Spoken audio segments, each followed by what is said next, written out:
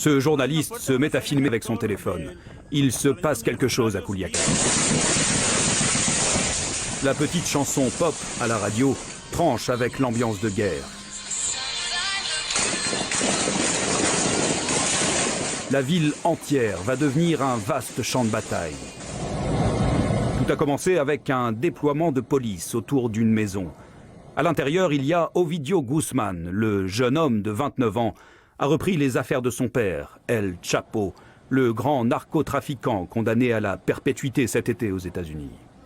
Mais les sicarios arrivent de partout pour protéger leur patron. Et comme le montrent ces images, ils sont beaucoup mieux armés que la police. Au milieu des crépitements de mitraillettes, un bruit sourd de roquettes. La ville est littéralement à feu et à sang. Les habitants courent pour éviter les balles perdues, se terrent dans les supermarchés ou utilisent leur voiture comme bouclier.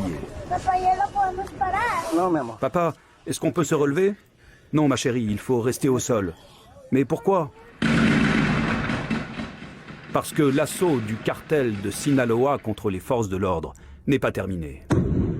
Mais la police ne va pas résister longtemps devant la puissance de feu des narcos. Ils ont dû abandonner, comme l'a expliqué le président ce matin. On ne peut plus combattre le feu par le feu comme on le faisait avant. Des vies étaient en jeu et nous devions les protéger. Sauf que dans leur retraite, les policiers abandonnent aussi leur prise. Ovidio Guzmán est libéré. La méthode du nouveau président se retrouve sous le feu des critiques. C'est un camouflet absolument gigantesque pour ce gouvernement qui a montré en fait qu'il avait cédé face au crime organisé. Une opération de police improvisée qui se termine avec au moins 7 morts dans l'une des batailles les plus violentes de ces dernières années au Mexique. Ici Mathieu Prost, Radio-Canada, Montréal.